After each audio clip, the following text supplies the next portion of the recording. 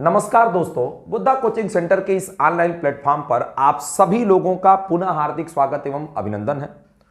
दोस्तों, पूरे देश में एसएससी जीडी को लेकर के नौजवानों में एक निश्चित रूप से उत्साह है और आगामी दिनों में कंप्यूटर बेस्ड परीक्षा आयोजित होने वाली है।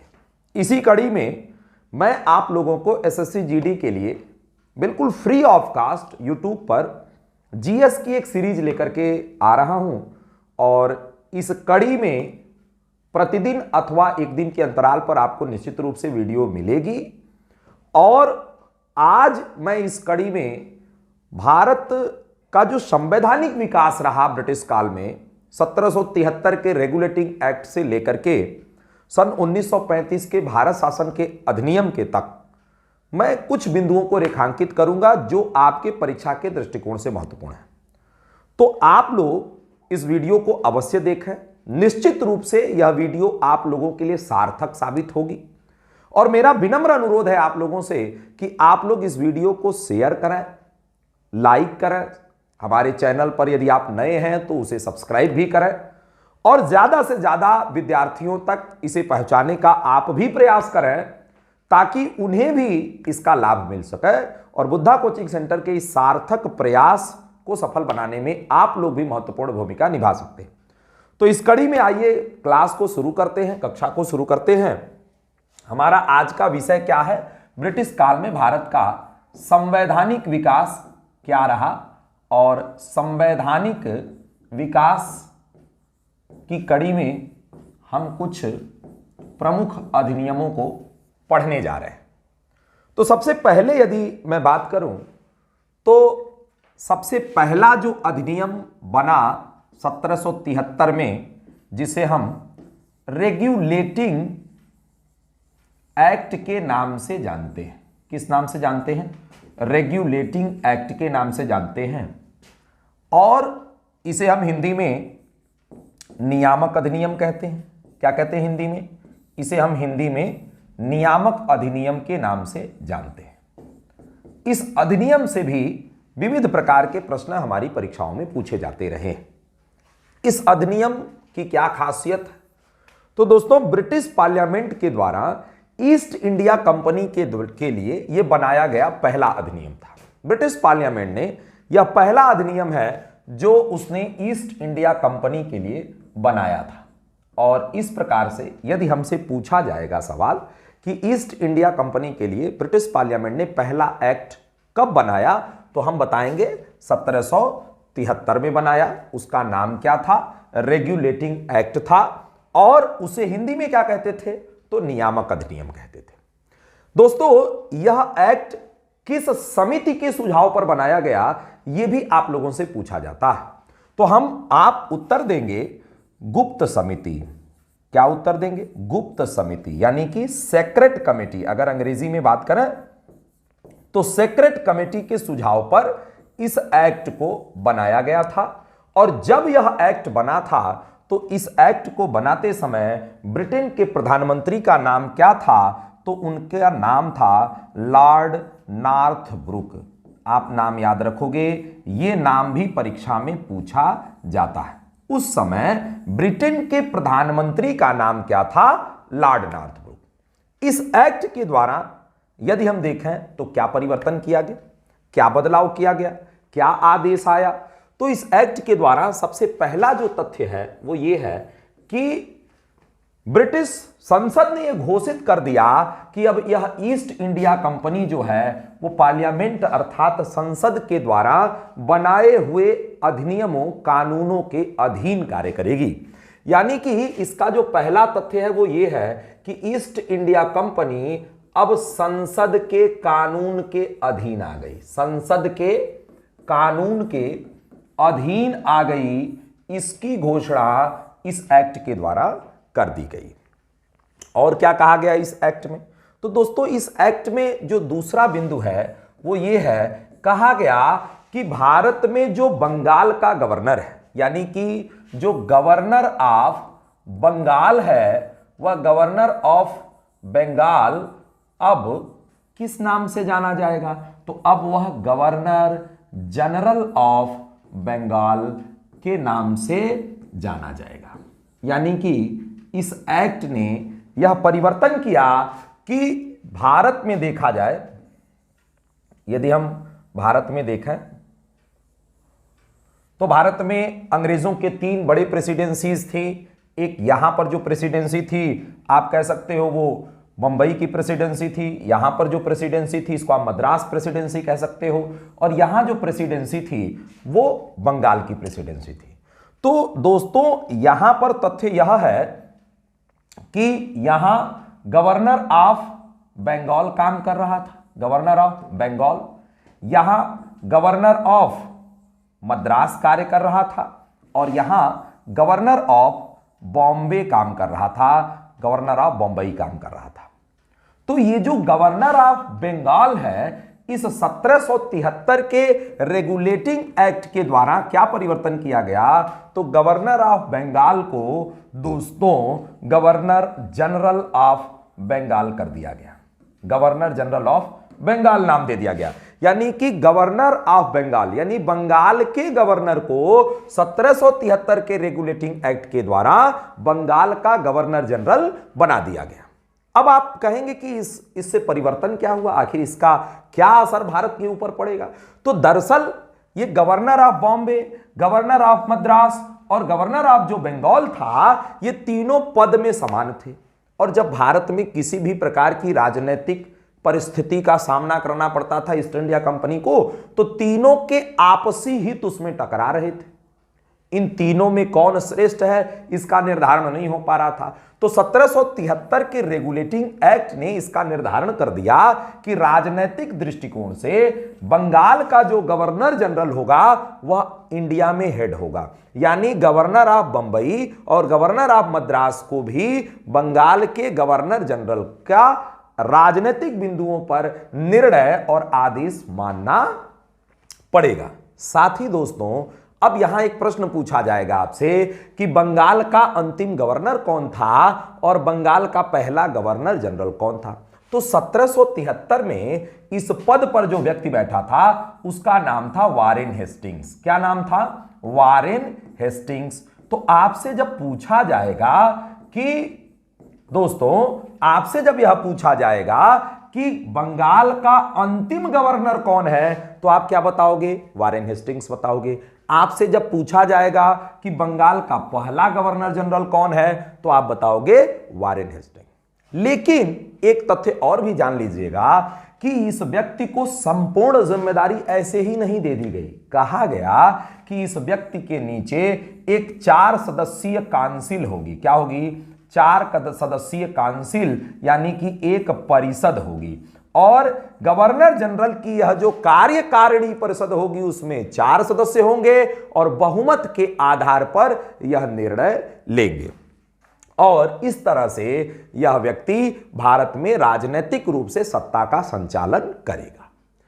साथ ही इस 1773 के रेगुलेटिंग एक्ट में यह भी कह दिया गया कि ये लोग इस एक्ट के नियमों के अधीन, इस एक्ट के प्राविधानों के अंतर्गत कार्य कर रहे हैं या नहीं कर रहे हैं, इसकी मॉनिटरिंग करने के लिए एक कलकत्ता में सुप्रीम कोर्ट की स्थापना की जाएगी। ये इसी एक्ट में कहा गया था कि एक सुप्रीम कोर्ट की स्थापना की जाएगी, और इस तरह से सन 1774 में एक एक्ट बनाया गया जिसे supreme court of India act कहते हैं, और उस एक्ट के तहत सुप्रीम कोर्ट की स्थापना कलकत्ता शहर में की गई। कहां की गई दोस्तों? सुप्रीम कोर्ट की स्थापना कलकत्ता शहर में की गई, और इसके प्रथम मुख्य न्यायाधीश इस समय जो बनाए गए उनका नाम था एलिजाह इम्पे। उनका क्या नाम था? एलिजाह इम्पे नाम था। और सुप्रीम कोर्ट को क्या जिम्मेदारी दी गई थी कि सुप्रीम कोर्ट इंडिया में मॉनिटर करेगा कि यह ईस्ट इंडिया कंपनी की जो प्रशासनिक इकाई है ये पिट्स, माफ करिए, 1773 के रेगुलेटिंग एक्ट के तहत कार्य कर रही है कि नहीं कर रही है। यानी एक तरह से हम कह सकते हैं सुप्रीम कोर्ट इसकी मॉनिटरिंग बॉडी एक तरह से यहां पर स्थापित हुआ कलकत्ता में। इसके आगे बढ़े दोस्तों, तो ये जो हमारा एक्ट था, इस एक्ट के बनने के पश्चात, लागू होने के पश्चात जो दूसरा एक्ट बनकर के आया उसका नाम था पिट्स इंडिया एक्ट, और ये एक्ट 1784 में बना। 1784 में कौन सा एक्ट बना? Pitt's India act, Pitt's India act. और पिट्स इंडिया एक्ट 1784 में बना। इसका नाम पिट्स इंडिया एक्ट क्यों है भाई? क्योंकि जब यह एक्ट बनाया गया उस समय ब्रिटेन के प्राइम मिनिस्टर का नाम क्या था? पिट्स था। उस समय ब्रिटेन के प्राइम मिनिस्टर का नाम क्या था? पिट्स था, और उन्हीं के नाम पर इस एक्ट का नाम पिट्स इंडिया एक्ट है। और इस एक्ट का प्राविधान क्या था, या इस एक्ट के प्राविधान क्या थे, आइए उनको देखते हैं। आपके परीक्षा के दृष्टिकोण से क्या महत्वपूर्ण बिंदु है। तो दोस्तों, जब हमने अभी रेगुलेटिंग एक्ट को पढ़ा तो हमने देखा था कि इंडिया के अंदर हमने प्रशासनिक बदलाव कहीं ना कहीं किया, और यहां जो बंगाल में जो व्यक्ति बैठा था उसको हमने गवर्नर जनरल बनाते हुए इंडिया में हेड बना दिया था। यानी कहीं ना कहीं हमने इंडिया में प्रशासनिक परिवर्तन तो कर दिया था, लेकिन इसके ऊपर जो इंग्लैंड में, कहां पर? इंग्लैंड में जो सत्ता का संचालन हो रहा था, अभी भी ईस्ट इंडिया कंपनी ही भारत को देख रही थी। कौन देख रहा था? ईस्ट इंडिया कंपनी ही भारत को देख रही थी, और ईस्ट इंडिया कंपनी के डायरेक्टर्स जो है वह भारत पर प्रशासन करने का कार्य कर रहे थे। डायरेक्टर्स के द्वारा इनको निर्णय दिया जाता था, इनको आदेश दिया जाता था, जिसका पालन इन्हें करना पड़ता था। तो ईस्ट इंडिया कंपनी का संचालन यहां पर भारत में कौन कर रहा था? तो लंदन से बोर्ड ऑफ डायरेक्टर्स कर रहे थे। कौन कर रहे थे? बोर्ड ऑफ डायरेक्टर्स, यानी जिनको आप हिंदी में कह सकते हो निदेशक मंडल। कौन कर रहा था दोस्तों? निदेशक मंडल, है ना? कौन कर रहा था? निदेशक मंडल। मैं अगला पेज ले लेता हूं। निदेशक मंडल, इन्हें आप कह सकते हैं बोर्ड ऑफ डायरेक्टर्स, यानी कि निदेशक मंडल। ठीक है? यानी कि ये जो निदेशक मंडल था यही भारत पर प्रशासनिक रूप से ईस्ट इंडिया कंपनी का नियंत्रण कर रहा था, कहीं ना कहीं इंग्लैंड में बैठ करके। और ये निदेशक किसके थे? तो ईस्ट इंडिया कंपनी के थे। लेकिन पिट्स इंडिया एक्ट में एक और बोर्ड गठित कर दिया गया, जिसको आप कह सकते हैं board of controller. Board of controller, board of controller. इसको हिंदी में कहा जा सकता है नियंत्रक मंडल। क्या कहा जा सकता है? नियंत्रक मंडल। तो दोस्तों, क्या परिवर्तन क्या हुआ आखिर में? परिवर्तन यह हुआ कि यह एक नया बोर्ड बना दिया गया, बोर्ड ऑफ कंट्रोलर। और निदेशक मंडल से कहा गया कि ईस्ट इंडिया कंपनी तो भारत में व्यापार करने के लिए गई थी, तो आप अपने व्यापारिक कार्यों को करो, और आप व्यापारिक निर्णय लेने का काम करेंगे। आप भारत में ईस्ट इंडिया कंपनी के अधिकारियों और कर्मचारियों को व्यापारिक निर्णय ही देंगे, व्यापारिक आदेश ही देंगे। और ये जो बोर्ड ऑफ कंट्रोलर का गठन किया गया 1784 में, इसको कह दिया गया कि अब आप राजनीतिक बिंदुओं पर आदेश देने का कार्य करेंगे। यानी कि ईस्ट इंडिया कंपनी के राजनीतिक मामलों में अब ब्रिटेन की सरकार हस्तक्षेप करने लगी थी, क्योंकि बोर्ड ऑफ कंट्रोलर में मेंबरों की नियुक्ति का जिम्मा भी कहीं न कहीं अब ब्रिटिश गवर्नमेंट अपने जिम्मे ले चुकी थी। और यही कारण था, ध्यान रखना, आप लोग ध्यान रखना, अगर पूछा जाएगा कि पिट्स इंडिया एक्ट में व्यापारिक निर्णय कौन ले रहा था, तो बोर्ड ऑफ डायरेक्टर्स ले रहे थे, और ईस्ट इंडिया कंपनी का राजनीतिक निर्णय कौन ले रहा था, तो बोर्ड ऑफ कंट्रोलर यानी नियंत्रक मंडल के सदस्य ले रहे थे। और इस बोर्ड ऑफ कंट्रोलर यानी नियंत्रक मंडल को कौन नियुक्त करता, तो इनको नियुक्त करने का काम ब्रिटिश गवर्नमेंट कर रही थी। और इनको नियुक्त करने का काम कौन कर रहा था, तो इनको तो कंपनी के शेयर धारक कर रहे थे। कौन कर रहा था? कंपनी के शेयर धारक कर रहे थे। और आपको जैसा मैंने बताया कि वॉरेन हेस्टिंग्स ने 1773 के एक्ट के तहत कहीं न कहीं गवर्नर जनरल ऑफ बंगाल के रूप में पद को ज्वाइन किया, और वो बंगाल के प्रथम गवर्नर जनरल बने थे। लेकिन जब यह एक्ट बना 1784 में, तो इन्होंने इसका कड़ा विरोध किया, और वॉरेन हेस्टिंग्स ने त्याग पत्र भी दे दिया था। तो इतिहास में एक प्रश्न पूछा जाता है कि वो कौन था जिसने पिट्स इंडिया एक्ट के विरोध में त्यागपत्र दे दिया तो नाम है वॉरेन हेस्टिंग्स। साथ ही यह भी बताएं कि जब वॉरेन हेस्टिंग्स लंदन गए तो उनके ऊपर महाभियोग की प्रक्रिया भी चलाई गई थी। फिलहाल आगे बढ़ते हैं। इस एक्ट के बाद जो और एक्ट हमारे महत्वपूर्ण है उसमें हम देखें तो चार्टर एक्ट हमारे बहुत महत्वपूर्ण है। चार्टर एक्ट से आप लोगों के पेपर में प्रश्न आ सकते हैं। चार्टर एक्ट को देखा जाए तो 4 चार्टर एक्ट इस समय आए 1793 में। ध्यान रखना आप लोग, पहला चार्टर एक्ट पूछा जाएगा कब आया, 1793 में। दूसरा तथ्य ध्यान रखना आप लोग कि चार्टर एक्ट जो आए हैं वो सदैव 20 वर्ष के अंतराल पर आए हैं। कितने वर्ष के अंतराल पर आए हैं? 20 वर्ष के अंतराल पर आए हैं। तो अगर आप 20 इसमें जोड़ दोगे तो हो जाएगा 1813, उसके बाद 20 जोड़ दो तो हो जाएगा 1833, उसके बाद 20 जोड़ दीजिए तो हो जाएगा 1853। तो हमारे पास 4 चार्टर एक्ट हैं जिनको हमें समझना है। इनसे भी परीक्षा में विविध प्रकार के सवाल पूछे जाते हैं। तो सबसे पहला जो चार्टर एक्ट आया वो 1793 में आया था। और चार्टर एक्ट का संबंध किससे है दोस्तों? तो देखो, ब्रिटिश कंपनी जो है वो भारत आई, व्यापार करने के लिए आई। और सन 1600 ईस्वी में, कब? 1600 ईस्वी में ब्रिटेन की महारानी एलिजाबेथ ने इस कंपनी को 15 वर्षों के लिए व्यापार का चार्टर दिया था, व्यापार की अनुमति दी थी। और जब 1607 में ब्रिटेन की महारानी की मृत्यु हो गई तो ब्रिटेन के महाराज ने इस कंपनी के चार्टर को असीमित समय के लिए बढ़ा दिया था, 1608 के लगभग में, है ना। कब बढ़ा? कितने समय के लिए? असीमित समय के लिए बढ़ा दिया था, ठीक है ना। और असीमित समय, अनलिमिटेड टाइम के लिए बढ़ा दिया गया था। और वह अब टाइम आ गया था यहां तक, यानी कंपनी लगभग आप देख सकते हो कम से कम लगभग 200 सालों का अंतर है। 1600 से 1700, 1700 से 1793, यानी 200 सालों में लगभग हम कह सकते हैं कि 180 से 185 साल का यह अंतर हमको दिख रहा है। इतने सालों तक कंपनी अकेले व्यापार कर रही थी। और ये जो पॉलिसी थी असीमित समय के लिए व्यापार करने की, इस पॉलिसी को देखा जाए तो मर्केंटलिज्म यानी कि हम कह सकते हैं हिंदी में वाणिज्यवाद की पॉलिसी। किस पॉलिसी के तहत? ध्यान रखना, वाणिज्यवाद, मर्केंटलिज्म की पॉलिसी के तहत ईस्ट इंडिया कंपनी भारत आई थी। और उसे इस पॉलिसी के तहत व्यापारिक एकाधिकार दिया गया था।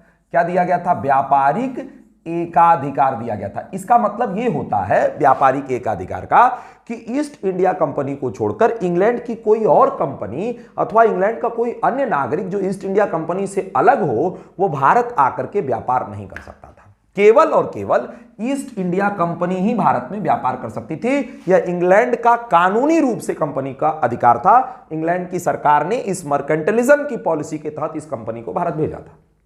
तो दोस्तों, यह जो व्यापारिक एकाधिकार था, अब यह ब्रिटेन में जो औद्योगिकरण चल रहा था, ब्रिटेन में जो पूंजीवाद का उदय हुआ, ब्रिटेन में जो मशीनीकरण हुआ, विज्ञान के उदय के साथ जो मशीनीकरण हुआ और औद्योगिकरण ने नई नई कंपनियों को स्टैब्लिश किया, तो अब वह कंपनियां इस एकाधिकार को समाप्त करने की मांग कर रही थी।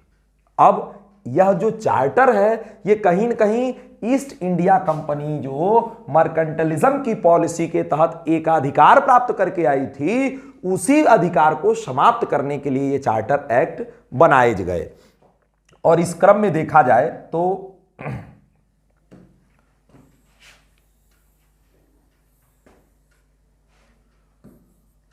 इस क्रम में यदि हम देखें तो 1793 में क्या हुआ? 1793 में दोस्तों बहुत ज्यादा पॉइंट्स नहीं है, 2 पॉइंट आप ध्यान रखोगे आपका काम हो जाएगा। 2 पॉइंट से ज्यादा पढ़ने की जरूरत नहीं है। और जल्दी से जल्दी वीडियो को शेयर कर दीजिए ताकि इस कक्षा का लाभ दूसरे भी विद्यार्थी और आपके साथीगण उठा सकें। बिल्कुल फ्री ऑफ कास्ट आपको हमेशा वीडियोस मिलेंगी, लगातार मिलेंगी, प्रतिदिन अथवा 1 दिन के अंतराल पर अवश्य मिलेगी।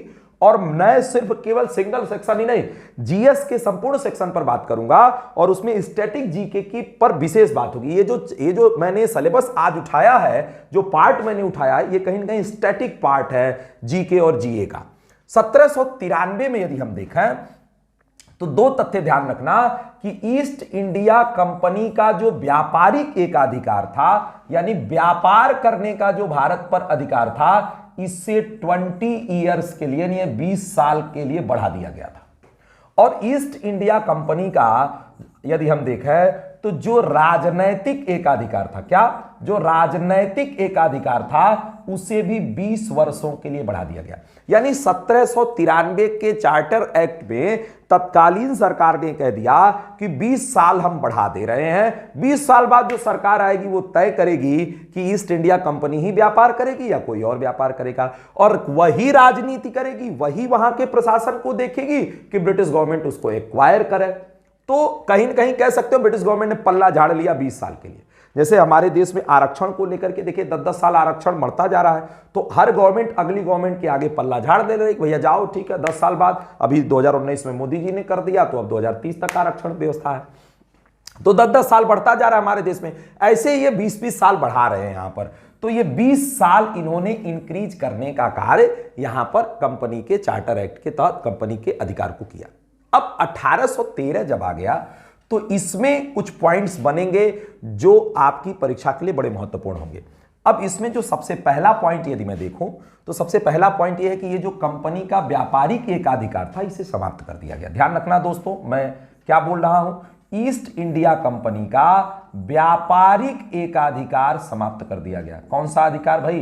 कंपनी का व्यापारिक एकाधिकार समाप्त कर दिया गया, है ना। यानी कि अब ब्रिटेन की दूसरी कंपनियां, ब्रिटेन के दूसरे बिजनेसमैन भी भारत आकर के व्यापार कर सकते थे। ये अधिकार क्या हो गया? खत्म हो गया। लेकिन ध्यान रखना कि लेकिन चाय का जो व्यापार था, यानी जिसको आप टी कहते हो, है ना, जिसे आप टी कहते, चाय का व्यापार, और दोस्तों जो चीन देश है, यानी हमारा जो चाइना देश बगल में पड़ोसी मुल्क है, इस चीन देश के साथ व्यापारिक एकाधिकार ईस्ट इंडिया कंपनी का अभी इस एक्ट में बना रहा। यह बड़ा महत्वपूर्ण बिंदु है, परीक्षार्थी इस पर कंफ्यूज होता है।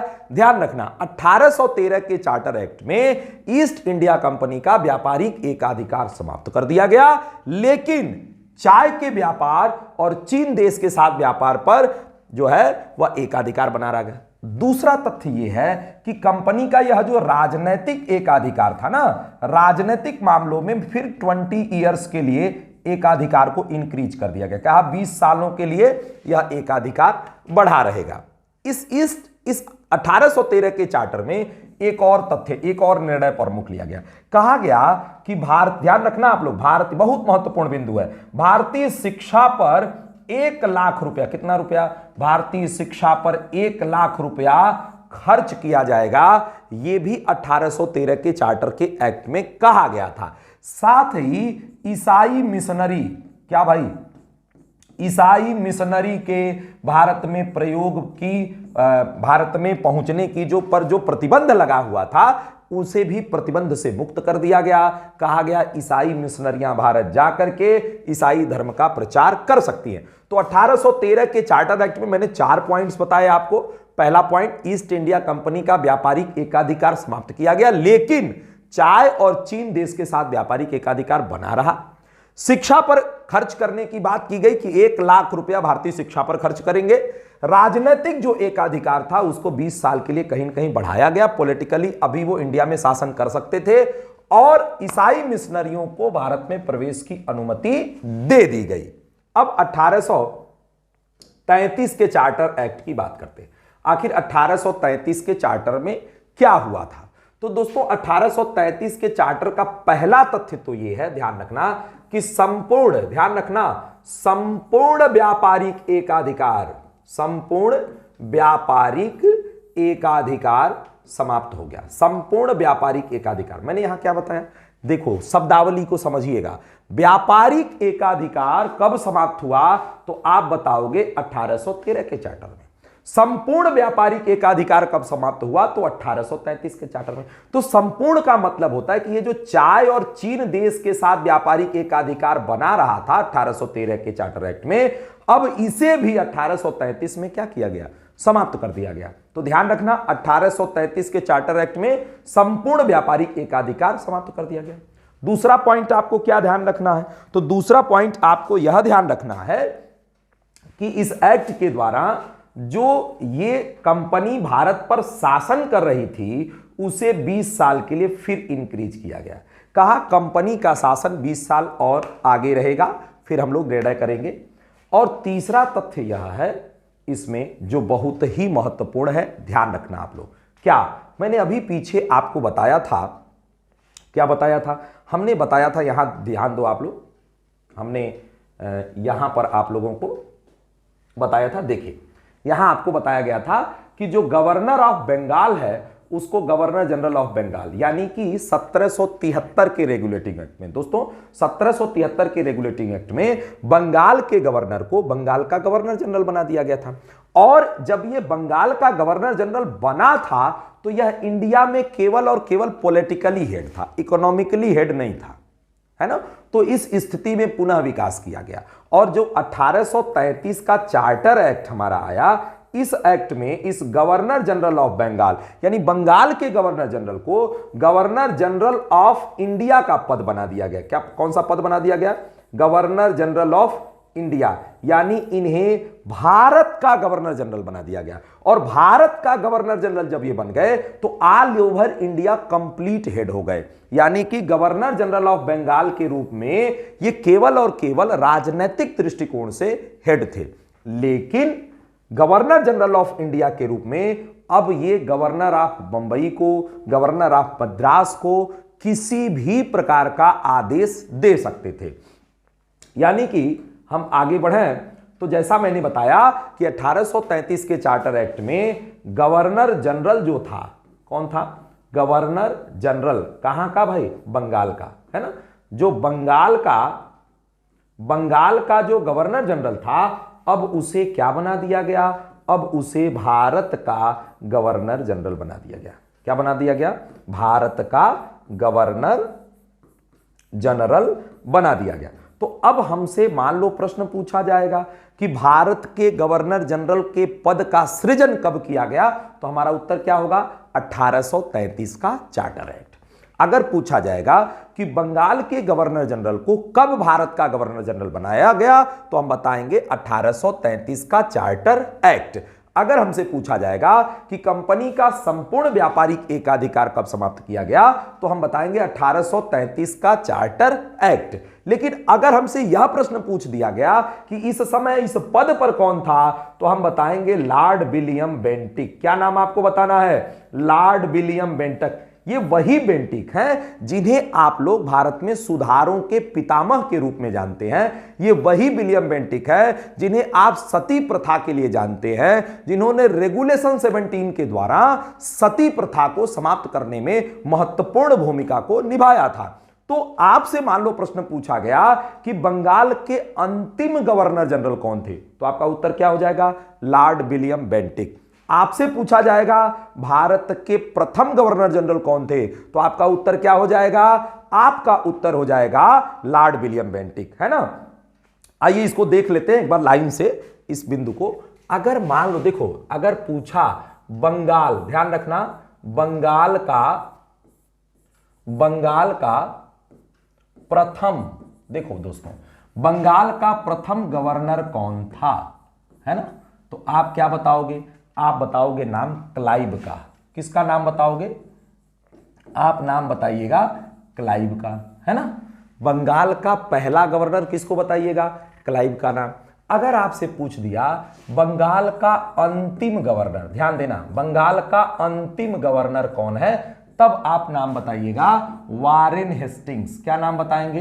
वारेन हेस्टिंग्स नाम बताएंगे, ठीक है।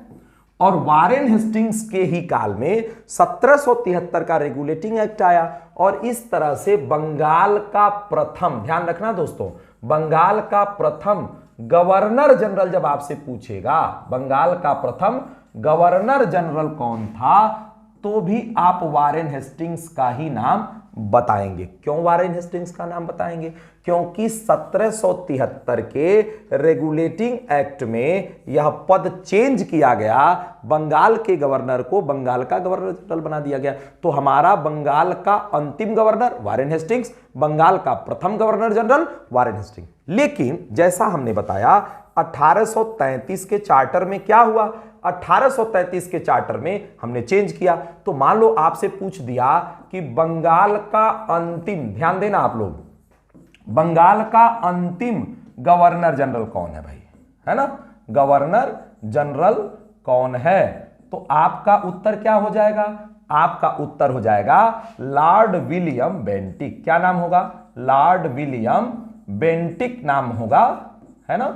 इनका नाम आप लोग राजा राम मोहन राय के साथ जोड़ करके देखते, सती प्रथा के सुधार में और विविध प्रकार के सामाजिक सुधार आंदोलन से संबंधित रहे, उन बिंदुओं पर भी मैं वीडियो जरूर लेकर के आऊंगा। फिलहाल आप लोग जल्दी से जल्दी वीडियो को शेयर कर दें ताकि अन्य विद्यार्थियों को भी इसका लाभ मिल सके। फिलहाल अब आपसे पूछा जाएगा दोस्तों कि भारत का, ध्यान देना, भारत का प्रथम गवर्नर जनरल कौन था, है ना। भारत का प्रथम गवर्नर जनरल कौन था? तो जब 1833 में चार्टर एक्ट बना तो उस समय इन्हीं के नाम से यह आदेश आया और इस प्रकार से जो व्यक्ति बंगाल का अंतिम गवर्नर जनरल है वही व्यक्ति भारत का प्रथम गवर्नर जनरल है। तो लॉर्ड विलियम बेंटिक इसके उत्तर होंगे। फिलहाल तो हम लोगों ने 1833 के चार्टर एक्ट को समझ लिया। अब 1853 के चार्टर एक्ट में क्या हुआ था? तो दोस्तों 1853 के चार्टर एक्ट में ब्रिटिश गवर्नमेंट ने यह स्पष्टतः कह दिया कि अब आप शासन तो करिए भारत पर, लेकिन अब हम जब चाहेंगे तब आपको हटा देंगे। और आगे चल करके ब्रिटिश गवर्नमेंट ने ईस्ट इंडिया कंपनी की सत्ता को समाप्त भी किया। तो इस प्रकार से 1793, 1813, 1833 और 1853 में 4 चार्टर एक्ट बने थे। लेकिन दोस्तों इसमें सबसे ज्यादा जो सवाल आपसे पूछा जाता है वो 1813 और 1833 के चार्टर एक्ट से पूछा जाता है और मैंने इसको आपको पूरी तरह दोहराने का काम किया है। मैं आगे बढ़ रहा हूं, अगले एक्ट पर मैं बातचीत करूंगा। तो अगला जो एक्ट आया चार्टर एक्ट के बाद वो एक्ट था 1858 का एक्ट, है ना। इस एक्ट को the better government of India act यानी कि सुशासन अधिनियम भी कहते हैं। क्या कहते हैं दोस्तों? इस एक्ट को सुशासन अधिनियम के नाम से भी जाना जाता है ना। और ये अधिनियम कब बना? तो जब हमारे देश में एक महान क्रांति हुई जिसे हम भारत का प्रथम स्वतंत्रता संघर्ष, भारत के आजादी की पहली लड़ाई के नाम से जानते हैं, और वह लड़ाई है 1857 की क्रांति। वह लड़ाई क्या है? 1857 की क्रांति। तो 1857 की क्रांति के पश्चात ब्रिटिश गवर्नमेंट ने यह एक्ट पारित किया था, है ना। और ब्रिटिश पार्लियामेंट से यह एक्ट आया तो इस एक्ट के विविध प्राविधान आपकी परीक्षा के लिए बड़े ही महत्वपूर्ण हो जाते हैं। तो आइए उन बिंदुओं को देखते हैं और जल्द से जल्द वीडियो को शेयर करें, लाइक करिए भाई, और जो नए लोग देख रहे हैं चैनल जरूर सब्सक्राइब करिए। मुझे पूरी तरह से उम्मीद है आप लोग पढ़ रहे होंगे और एसएससी जीडी की परीक्षा को आप अवश्य क्रैक करेंगे। फिलहाल 1858 के एक्ट में पहला तथ्य तो यह आप लोग ध्यान रखोगे कि इस एक्ट के द्वारा भारत पर से ईस्ट इंडिया कंपनी का शासन समाप्त हो गया। ध्यान रखना, भारत से ईस्ट इंडिया कंपनी का शासन क्या हो गया भाई? समाप्त कर दिया गया, है ना। ध्यान रखोगे क्या क्या किया गया? पहला पॉइंट, 1858 के एक्ट के द्वारा ईस्ट इंडिया कंपनी का शासन क्या हो गया? ईस्ट इंडिया कंपनी का शासन समाप्त हो गया। दूसरा बिंदु, जो हमारे देश में मुगल बादशाह होते थे, है ना। कौन होते थे? मुगल बादशाह होते थे। तो मुगल बादशाह के भी पद को समाप्त करने की घोषणा इस एक्ट के द्वारा पूरी तरह कर दी गई थी। यानी कि इस समय भारत के मुगल बादशाह जो अंतिम थे उनका नाम क्या था? उनका नाम आप सभी लोग जानते हो, उनका नाम था बहादुर शाह। क्या नाम था? बहादुर शाह। ये द्वितीय कहे जाते थे और ये जफर उपनाम से कविताएं लिखते थे, शायरी लिखते थे। और बहादुर शाह द्वितीय अंतिम मुगल बादशाह थे जिन्होंने 1857 की क्रांति का नेतृत्व किया था हुमायूं के मकबरे से। और हैवलॉक, हडसन और निकलसन की सेनाओं ने इन्हें पराजित किया, जिसमें निकलसन निश्चित रूप से दिल्ली में मारा गया था और हडसन और हैवलॉक की सेना ने इनको पराजित किया। हम इनको देखा तो बहादुर शाह जफर को हुमायूं के मकबरे से हडसन ने पकड़ा और इन्हें रंगून निर्वासित कर दिया गया था। ये भारत के अंतिम मुगल बादशाह हैं। अगर इस डिटेल को पढ़ना चाहते हो तो आप प्लेलिस्ट में जाइए और वहां पर इतिहास और इंडियन नेशनल मूवमेंट का प्लेलिस्ट मिलेगा। उसमें 1857 की क्रांति को मैंने बहुत डिटेल में पढ़ाया है, लगभग 4 से 5 वीडियोज उसमें होंगी, आप उसको डिटेल में पढ़ सकते हो। फिलहाल मुगल बादशाह का जो पद है वो समाप्त कर दिया गया।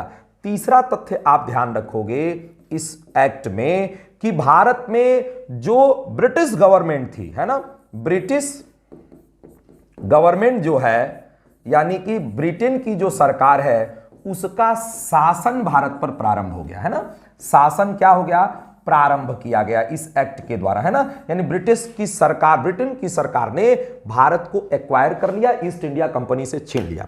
और दोस्तों, जिस प्रकार से हमारे देश में शासन सत्ता का जो सबसे ऊपर सर्वोच्च जो पद है उसे हम राष्ट्रपति कहते हैं, ठीक उसी प्रकार से ब्रिटिश गवर्नमेंट का जो सबसे ऊंचा पद है उसे हम क्राउन कहते हैं, है ना। क्राउन, जिसे ताज कहा जाता है हिंदी में, है ना। तो ब्रिटिश गवर्नमेंट के शासन के प्रारंभ होने का मतलब होता है ब्रिटेन के क्राउन यानी ब्रिटिश ताज का शासन प्रारंभ हो गया।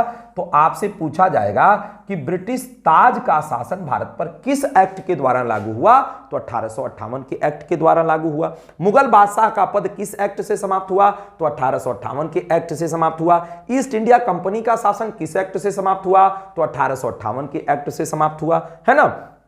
अब तथ्य यह है कि अगर ब्रिटिश गवर्नमेंट, अगर यह ब्रिटेन की जो गवर्नमेंट है ये भारत पर यदि शासन करेगी तो फिर कैसे करेगी। तो ब्रिटेन की गवर्नमेंट ने क्या किया कि ब्रिटेन की गवर्नमेंट ने अपने मंत्रिपरिषद में, यानी प्रधानमंत्री ने अपनी मंत्रिपरिषद में एक मंत्रालय बना दिया। ध्यान रखना दोस्तों, क्या बना दिया उन्होंने, एक मंत्रालय का ही गठन इंग्लैंड में कर दिया गया भारत के लिए, है ना। और इस मंत्रालय पर जिस मंत्री को बैठाया गया उस मंत्री का पदनाम दिया गया the secretary of state, the secretary of state for India. क्या नाम दिया गया, ध्यान रखना, the secretary of state for India, यानी भारतीय राज्य का सचिव, जिसे हम शॉर्ट में भारत सचिव कहते हैं। क्या कहते हैं, भारत सचिव कहते हैं, या आप भारत मंत्री भी कह सकते हैं। तो इस पद का सृजन किया गया, है ना, और इन्हें पूरा भारत का मंत्रालय दे दिया गया और कहा गया कि आप अकेले नहीं बल्कि आपके साथ एक 15 सदस्यीय इंडिया काउंसिल, ध्यान रखना क्या रहेगी, एक 15 सदस्यीय इंडिया काउंसिल होगी, यानी एक भारत परिषद होगी, है ना। क्या होगी, एक 15 सदस्यीय भारत परिषद होगी जो भारत पर शासन करने में आपको सुझाव देने का कार्य करेगी। तो ब्रिटेन की मंत्रिपरिषद में, भाई ब्रिटेन की मंत्रिपरिषद में कौन होगा, प्रधानमंत्री होंगे और उनके साथ बहुत सारे मंत्रियों का समूह होगा। तो दोस्तों, जो मंत्रियों का समूह होगा, ब्रिटेन में मंत्री को क्या कहते हैं, ब्रिटेन में मंत्री को सेक्रेटरी कहते हैं, समझ में आया। हमारे देश में मंत्री को मिनिस्टर कहते हैं, कंफ्यूज मत होना। हमारे यहां सेक्रेटरी का मतलब होता है कि वो आईएएस ऑफिसर होगा, लेकिन वहां इंग्लैंड में सेक्रेटरी का मतलब होता है कि वो मंत्री है। सेक्रेटरी का मतलब क्या है, वो मंत्री है। तो यहां एक मंत्री का पद बनाया गया ब्रिटेन की मंत्रिपरिषद में, कहां पर, ब्रिटेन की मंत्रिपरिषद में, और उसे क्या कहा गया, the secretary of state, the secretary of state for India, यानी उसे हम भारत सचिव या भारत मंत्री कह सकते हैं। कहा गया यही मंत्री भारत का प्रशासन देखेगा। इसको सुझाव कौन देगा, तो एक 15 सदस्यीय काउंसिल होगी, एक 15 सदस्यीय परिषद होगी जिसे इंडिया काउंसिल या भारत परिषद कहा गया, और यही काउंसिल इसको सलाह देगी और इसी के सलाह से यह कार्य करेगा। समझ में आई बात, क्लियर है सभी को। हाँ, ये 15 सदस्यीय काउंसिल में 8+7 का फॉर्मूला अपनाया गया, ध्यान रखना 8+7, यानी कहा गया ये 15 सदस्यीय जो काउंसिल होगी उसमें 8 लोगों की नियुक्ति ब्रिटेन की गवर्नमेंट करेगी और 7 लोगों की नियुक्ति ईस्ट इंडिया कंपनी करेगी। इस तरह से इंग्लैंड ने ब्रिटेन में अपने भारत से संबंधित प्रशासनिक ढांचे को खड़ा कर लिया। यानी इस प्रशासनिक ढांचे को अगर हम देखें, भारत के प्रशासनिक ढांचे को देखें, तो इस एक्ट के द्वारा क्या हो गया, क्राउन सबसे ऊपर हो गया, उसके नीचे वहां ब्रिटेन की मंत्रिपरिषद में कौन होगा, प्रधानमंत्री होगा, है ना। और इस प्रधानमंत्री के नीचे कौन होगी, तो पूरी मंत्रिपरिषद होगी ब्रिटेन की। ध्यान दो इसको, कौन होगा, ब्रिटेन की मंत्रिपरिषद होगी। इसी मंत्रिपरिषद में एक मंत्री का पद सृजित कर दिया गया, जिस मंत्री का नाम क्या है, भारत सचिव। क्या नाम है, भारत सचिव कह सकते हो आप उसे, the secretary of state for India कह सकते हो। अब ये भारत सचिव किसकी सलाह से काम करेगा, तो वहां 15 सदस्यीय एक भारत परिषद का गठन कर दिया गया, है ना, जिसको इंडिया काउंसिल कहते हैं। समझ में आई बात। और ये जिस ऑफिस में बैठ करके भारत के विषय में कार्य करेगा, इस भारत के मंत्रालय को, ऑफिस को क्या कहा जाता है, तो उसको कहा जाता है भारत कार्यालय कह सकते हो हिंदी में, है ना, भारत कार्यालय। इसको इंडिया ऑफिस के नाम से जाना जाता था इंग्लैंड में। किस नाम से जाना जाता था? इंडिया ऑफिस के नाम से जानते थे। इंडिया ऑफिस में बैठ करके ये भारत सचिव भारत से संबंधित कामकाज को देखता था। अब तथ्य ये है कि भारत सचिव के नीचे कौन होगा, तो भारत सचिव के नीचे इंडिया के स्ट्रक्चर को बदल दिया गया। भाई इंडिया में कौन होता था, तो इंडिया में आप सभी लोगों ने अभी पीछे पढ़ा 1833 के चार्टर एक्ट को। कब पढ़ा? 1833 के चार्टर एक्ट में आप लोगों ने देखा था, देखिए यहां पर हम लोगों ने देखा था 1833 के चार्टर में बंगाल का जो गवर्नर जनरल था उसे भारत का गवर्नर जनरल बना दिया था। हमने भारत का क्या बना दिया था? भारत का गवर्नर जनरल बना दिया था लॉर्ड विलियम बेंटिक को। कब? 1833 में। तो यही पद तो 1858 तक चल रहा था, यही पद चल रहा था। और जब भारत में 1857 में क्रांति हुई तो उस पद पर कौन बैठा हुआ था? इस गवर्नर जनरल के पद पर, इस पद पर जो व्यक्ति बैठा हुआ था उसका नाम था केनिंग। क्या नाम था उसका? उसका नाम था केनिंग। तो जब हम यहां पर आते हैं, तो हमको क्या दिखाई पड़ता है? हमको यह दिखाई पड़ता है कि भारत सचिव के नीचे कौन था, तो गवर्नर जनरल ऑफ इंडिया था, गवर्नर जनरल ऑफ इंडिया था, है ना दोस्तों। लेकिन अब इस नाम को बदल दिया गया और इसके जगह पर एक नया पद बना दिया गया। वो पद क्या था? वो पद था वायसराय ऑफ इंडिया। क्या नाम था? Viceroy of India. समझ में आई बात। यानी ये जो टोटल स्ट्रक्चर यदि हम इस टोटल स्ट्रक्चर को देखें तो भारत सचिव के नीचे जो पद आया, उस भारत सचिव के नीचे जो पद बनाया गया वो पद था viceroy of India. Viceroy of India, है ना, वायसराय ऑफ इंडिया का पद बना दिया गया। इस एक्ट के तहत 1858 के एक्ट के तहत हमने भारत में एक नया पद सृजित किया जिसका नाम क्या था? Viceroy of India.